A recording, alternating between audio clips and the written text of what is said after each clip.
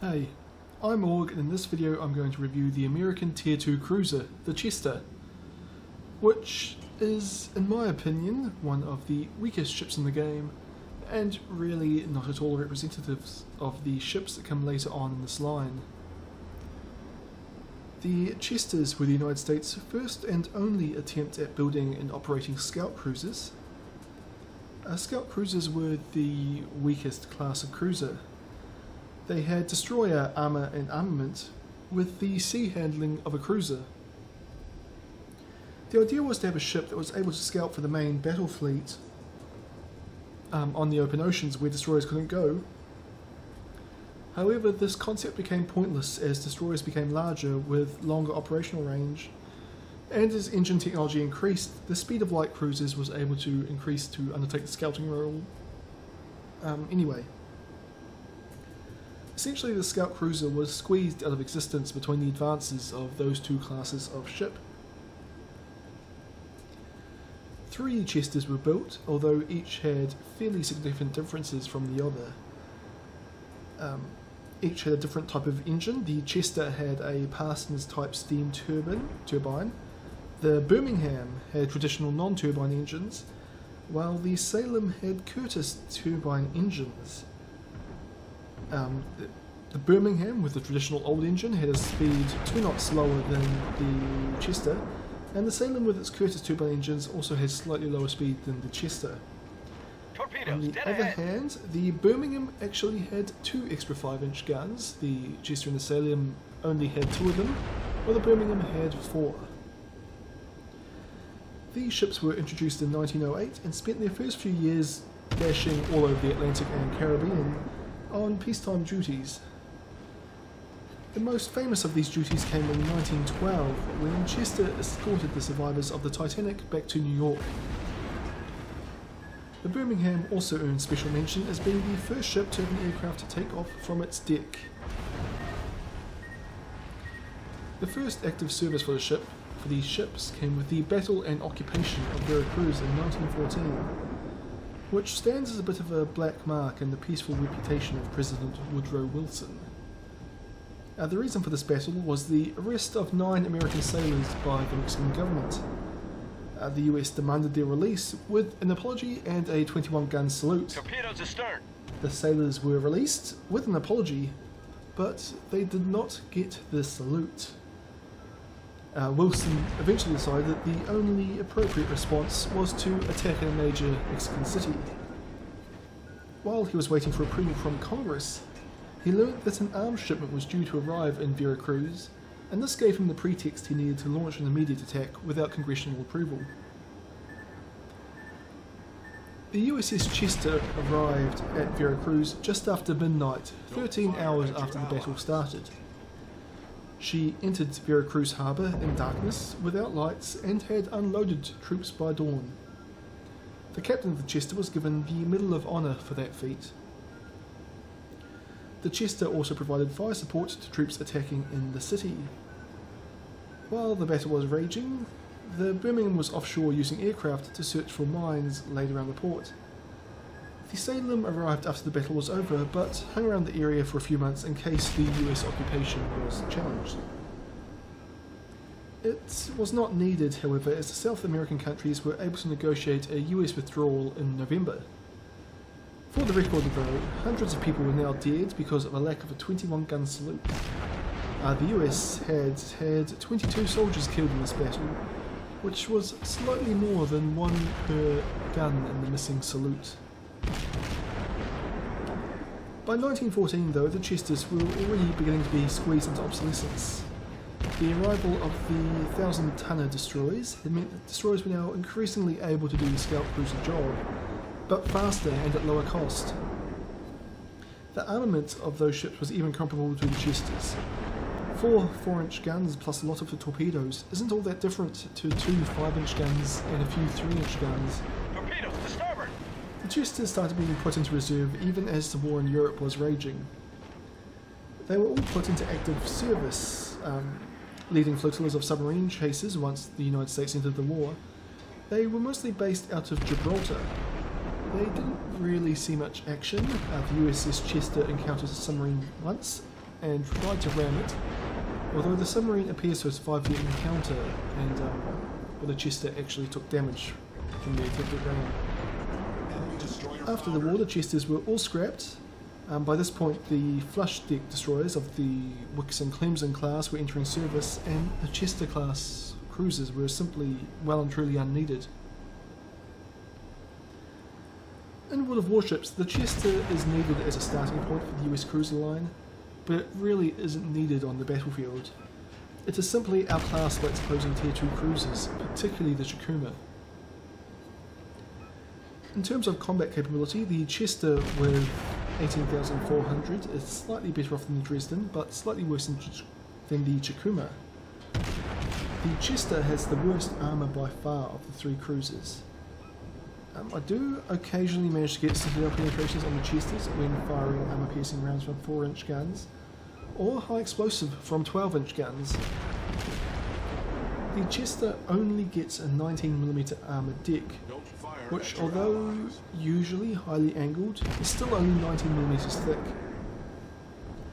It has a 38mm armoured belt in front of the deck amidships, but 38mm is not sufficient when flat to keep shells out, and really only serves to stop armour-penetrating shells from over-penetrating. Well, I suppose it might also keep out the occasional high-explosive shell, but not significantly so. I will argue that the guns in the Chester are also the worst of the Tier 2 cruisers. The Chester gets 6 152mm guns when fully upgraded. There's absolutely no reason to keep the stock 127mm guns. The 152s do more damage and have a higher rate of fire and are more accurate and just better in every way. It can fire 4 of these 152mm guns on a broadside. By comparison, the Chikuma has 5 guns on a broadside. While the Chester has a faster rate of fire than the Chikuma, it has very weak high explosive shells, which gives the Chikuma much more DPM and a higher chance of causing fires. The Chester has decent armour-piercing rounds, but I did find it very frustrating and inconsistent to use them on Tier 2 opponents. The Chikuma also has longer range and is more accurate than the Chester. When compared to the Dresden, the Chester also comes out worse. The Dresden gets 6 105mm guns on the broadside, which, although individually weaker than the Chester, will put out 105 rounds in a minute compared to the 34 rounds from the Chester.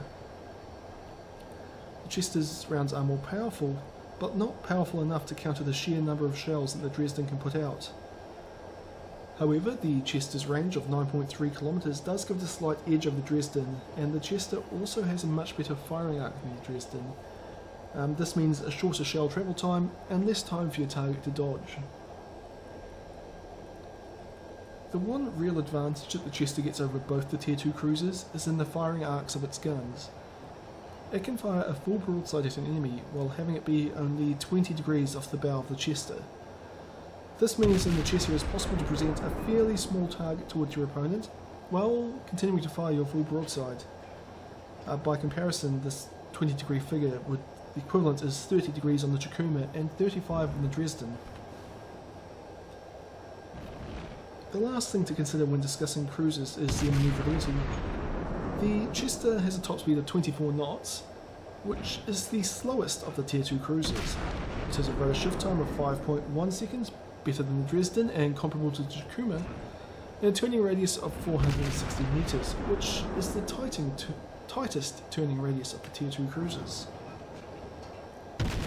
So, just to kind of sum up this, it's average, middle of the road in terms of combat capability, worse in terms of armour, but armour doesn't mean that much at Tier 2. It's got the worst guns, and in terms of manoeuvrability, it's the slowest and kind of average-ish in terms of its turning ability. I suppose better than the Dresden, but average compared to the Chikuma. There is one more comparison that I think should be made, and this is with the Tier 1 US cruiser, the Erie. The Erie actually gets slightly better guns than the Chester, with a little bit more range and doing a little bit more damage. The Erie is also a more agile ship and is better armoured than the Chester. The Chester, on the other hand, gets almost double the combat capacity of the Erie, and 4 knots more speed.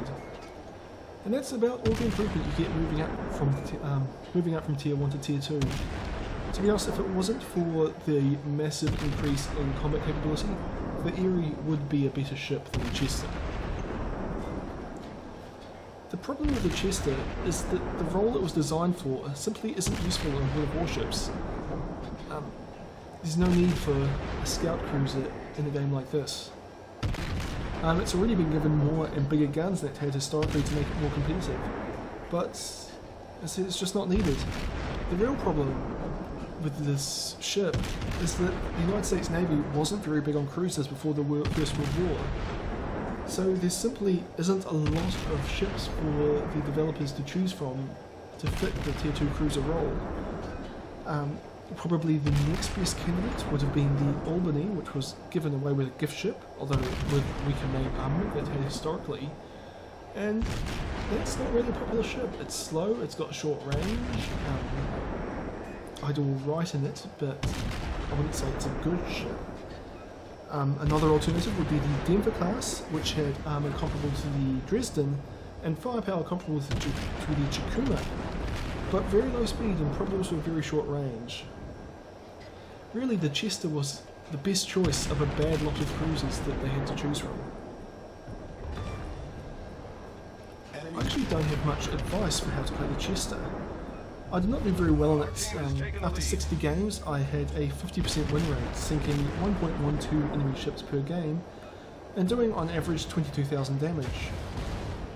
It's just a case of I simply didn't find a way to play this ship effectively. The only advice I have, well, to really give, is to try and use the excellent firing arc of your ship to your advantage, and keep your bow or stern pointed towards the enemy. It just helps to minimise the damage you'll take and kind of even out your poor firepower a bit. Some other things I found useful were the captain skills. Well, I say that. When I got advanced firing training, which gives you a 20% increase to your range on the main guns on the Chester, that made the ship a lot more useful.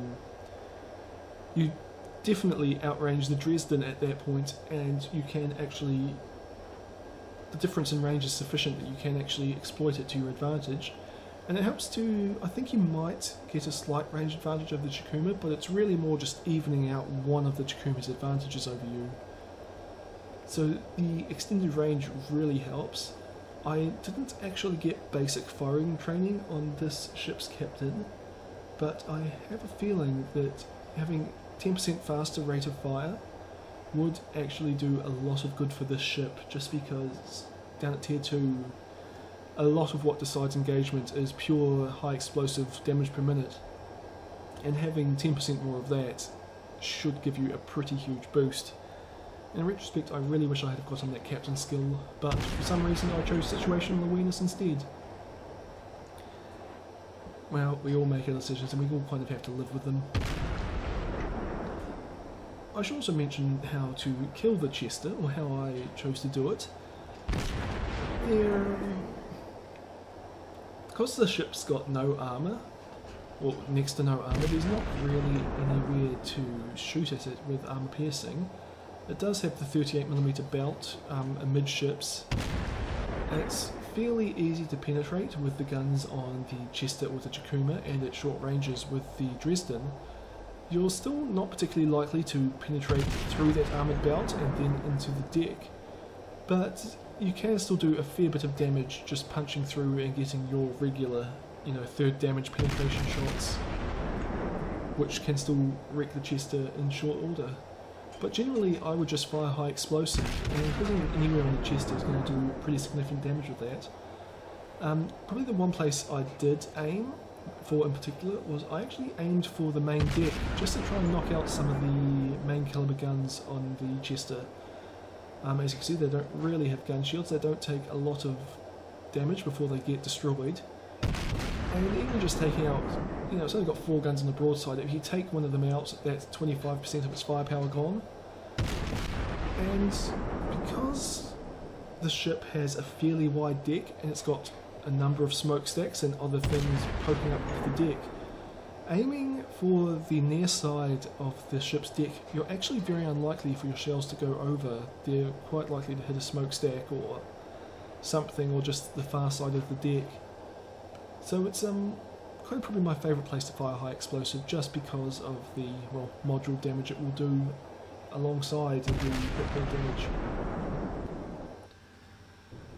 This is the last game I'm going to show in the Chester, and I'll basically talk you through what's happening in here.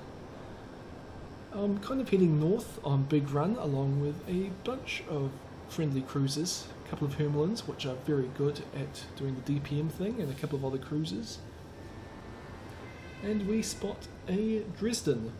As I said, because of my advanced firing training, I have a pretty significant range advantage over this guy.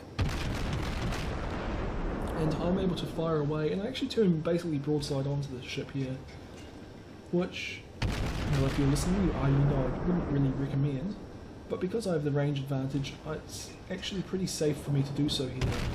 I'm doing a pretty consistent 1000 damage per broadside, but it's gone beyond the island now, so I'm not going to be able to get any more hits on it.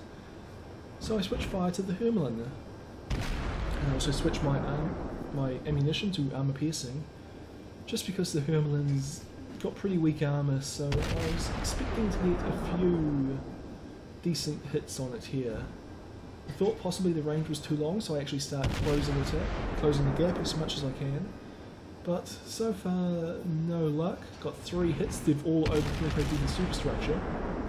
In retrospect, I was actually probably aiming a bit high on that ship, and just wasn't really hitting the hull like I was hoped to.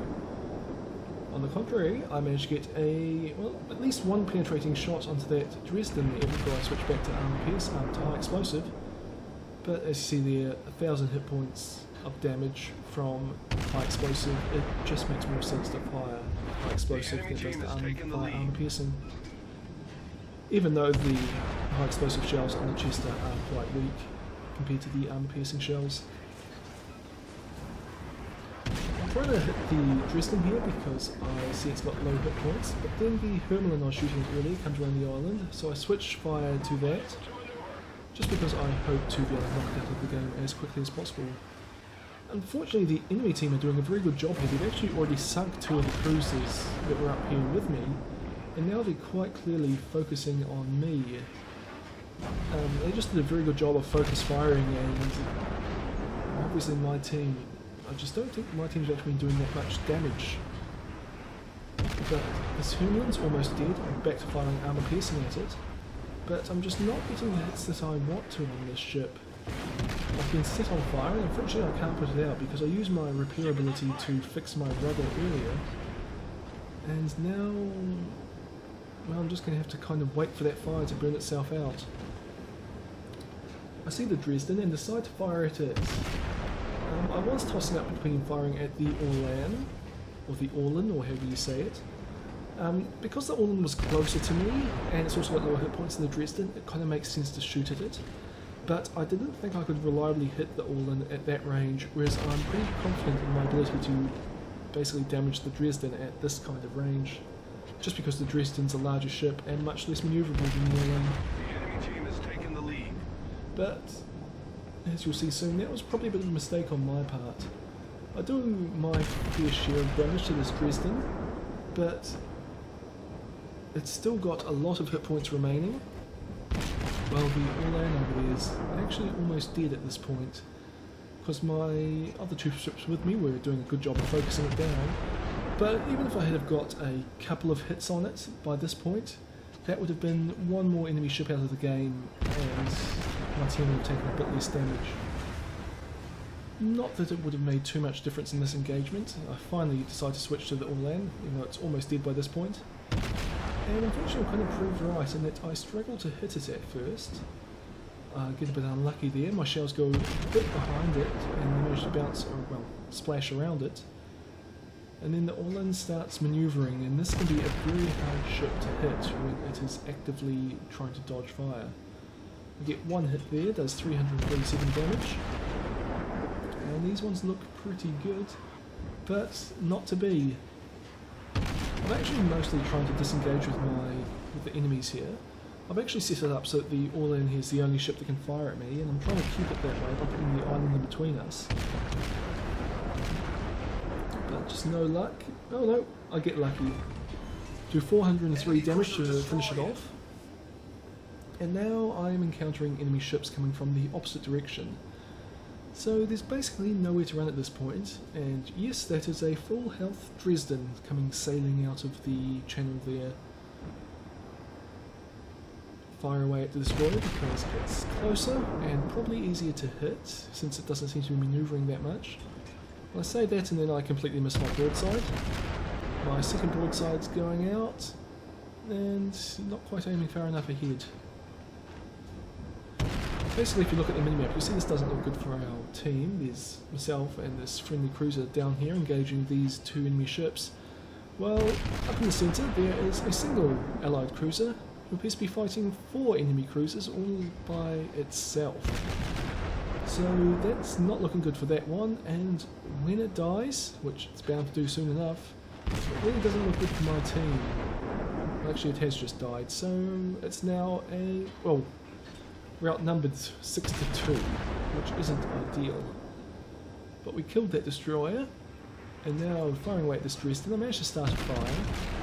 And the high explosive ammunition on the Chester has a fairly low chance to start fires, at least based on its shell caliber, but it will still do it occasionally. As you see, I've started 2 so far this game, which, well, it's 1 per 20-ish shells I land, so it's not bad. It's just, it could be a lot better, and the Chikuma is a lot better. And the Chester, Chester, Dresden is better just because its shells have a... actually they might have an identical fire chance, but it just fires, well, you heard 100 to every 30 that the Chester fires. But I'm doing a little bit of damage to this Dresden. I got off target there for a little bit and just didn't quite manage to get as much hits as I'd like. But I'm still able to recover and do a bit of damage, but now enemy ships are coming down from the north and I'm getting fired on from the other side. I actually start turning to angle my ship towards them, but I realise I should have been firing in this whole time, but I realise it much too late, and that is my death. And well, yes, that's the Chester. As I said, very weak ship. It's just not fast. It doesn't really have anything good about it. Its guns aren't strong enough. It doesn't have the combat capability to survive without the, to win in a DPM game. It doesn't have the armor to protect itself. It doesn't have the speed to control the range of the engagement, and even then it doesn't have the range to outrange your enemies unless you do as I did and get the tier 4 captain skill. And I mean, it's fairly agile. It's got a tight turning circle. But those two in isolation don't really add up to much. The only thing it's got going for it is the very good gun arcs, which make you a harder target to hit. Now I suppose when coupled with the fast rudder shift time and the decent turning circle can make you hard to hit in the sense that, say, American destroyers are hard to hit.